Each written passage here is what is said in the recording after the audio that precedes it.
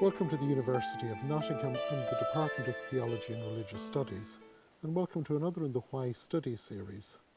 With me today is Dr. Mary Cunningham, who's an expert in Eastern Orthodoxy, and she's going to address the question, why study the Orthodox Church? Mary, why study the Orthodox Church? Well, I would begin by saying that this represents a very large part of the whole Christian Church. It's estimated there are nearly 300 million Orthodox Christians in the world, mainly based in countries like Greece, Russia, Eastern Europe, Romania, Bulgaria, Serbia, but also scattered all over the world. Also, it's a very ancient tradition. It has apostolic roots, and Orthodox Christians would usually say, we are the original church, which is to some extent accurate. But of course, there was one universal church in the first millennium of Christianity, and the Orthodox Eastern Church was that part of it, which was mainly based in the Greek-speaking areas of what had been the Roman Empire. One of the interesting things is the way that Christianity tended to break up on language lines rather than on the issues of doctrine and practice almost came secondary. The language lines seem to be the breaking lines.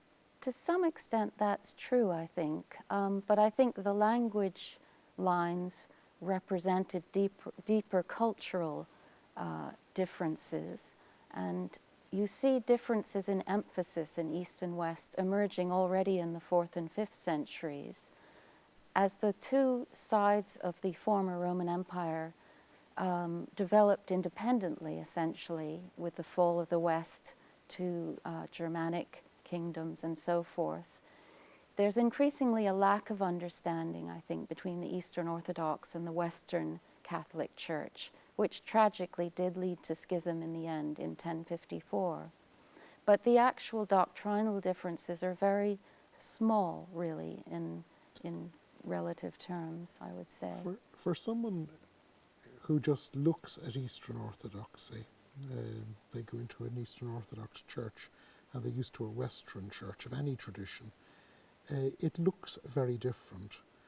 Could you just tell me something about the apparent differences and any real differences there are between the two parts of Christendom? I think one of the things you will notice first if you walk into an Orthodox church is the number of icons around the church, the fact that the walls are usually painted or have mosaics. These are also considered to be icons. The richness of the decoration, in other words. Saint Maximus the Confessor in the 7th century compared the church to a microcosm of the universe. And this is really what the Orthodox Church is trying to represent. And in that universe, it contains or represents not only the created universe, but also the divine kingdom, which in a sense is brought to earth in the church. Where the Western Church is very much a preaching hall. It's the Roman formal royal building, the basilica, and it becomes the model lecture theatre. But you're saying that the Eastern Orthodox Church is to be seen as somehow a little universe reflecting the greater universe. Yes, and it is a sacred space. When we walk into the church, one is aware of the presence of Christ, often looking down from the dome as the all-ruler or Pantocrator, the Virgin Mary and Christ in the apse, which symbolizes the Incarnation, and scenes from the life of Christ, often around the upper walls and ceilings of the church, and saints in the lower areas, all of which gives a sense of a divine celestial hierarchy contained in the church. And what goes on in the church is really a bringing of heaven to earth. There's a wonderful story of Russians coming to Constantinople in order to choose the faith that they would belong to. They had looked at a Jewish synagogue and a Muslim mosque, and they were trying to decide which religion to join.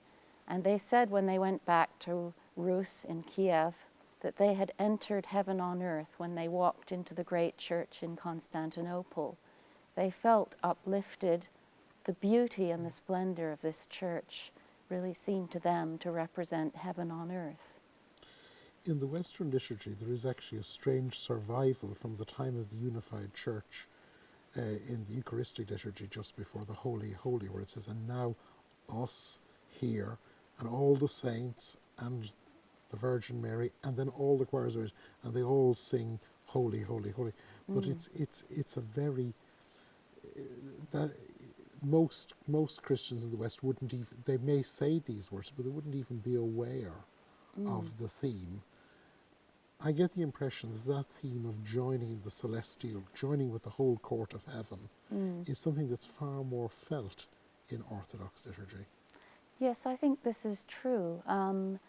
The church has nurtured that.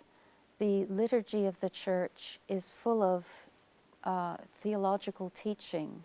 It's said that you can learn all of the theology of the church simply by participating in the services. So there's a very rich theological tradition. It's based in sound dogma, which was worked out in the course of 7 ecumenical councils concerning the Trinity, the two natures in Christ. And this is taught through the hymnography of the church, the liturgical celebration. But more than that, I think it's experienced, especially in the divine liturgy, the Eucharistic celebration, when Christ is literally present in the midst of the congregation, and this experiential quality of Orthodox Christian liturgy is, I'm sure, felt by many people who are in the church. We're talking about orthodoxy, but one difference, I think, is that Western Christians are either very conscious that they are belonging to a single denomination, or else, like Catholics, they have this idea of the universal church, and they're almost the local branches. Can you just say something about, there's Russian Orthodox, there's Greek Orthodox, there's Romanian, and the notion of the autocephalous churches? Yes, it is a tradition in Orthodox Christianity that individual bishops or patriarchs have begun to seek autonomous jurisdiction within their local area. So the Patriarch of Constantinople would have under him the bishops in this area and have authority over them. And as the church spread into Slavic countries, those churches eventually gained independence in jurisdictional terms from the Patriarch in Constantinople, although he would still be seen as the first among them in authority, in a sense. But this doesn't undermine the unity of all the churches together in communion. It's simply for administrative, jurisdictional reasons that these churches are self-governing. There is still a sense among the Orthodox churches that they are all one in communion with Christ. But they don't see that unity being fleshed out, as it were, in an administrative triangle of sort of someone. There's no equivalent in Orthodoxy to, say, the Pope in Catholicism, where the Pope, and you can draw all the lines down in a triangle. The Patriarch of Constantinople is the first among equals, but the unity is greater than the whole group. It's not a unity founded on him. That's right. And I think there's a recognition that individual bishops or patriarchs need to govern their own areas and respond to the particular problems that arise in those areas. If larger doctrinal issues need to be decided or discussed, then you would seek a larger council at which everyone would come together. But there is a sense of democratic, egalitarian discussion in the Orthodox churches, I think, more than a sense of supreme authority in one individual. And that's the way this church has always been run since apostolic times, through councils and decisions of groups of bishops, synods of bishops. One of the things from a Westerner's point of view, when I look at Orthodoxy, is that Orthodoxy has suffered so much. Constantinople falls in 1453. We now call it Istanbul. The churches in Russia went through a century of horrendous suffering. The churches in the Slavic countries went through suffering from after the Second World War until very recently.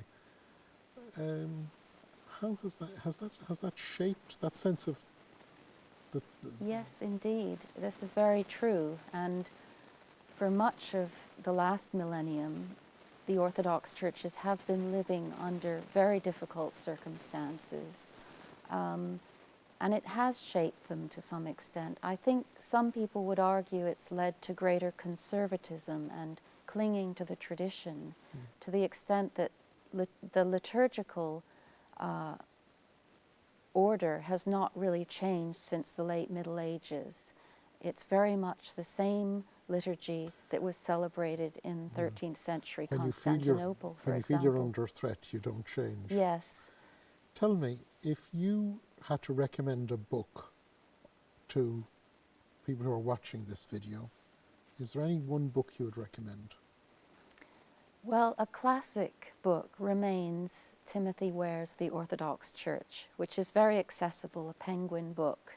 Sometimes found Yes. under the title Callistos Ware, I think. Bishop Callistos, as he now is. In fact, Metropolitan Callistos Oh, right. Ware. Okay, But he right. wrote it under the name of Timothy Ware.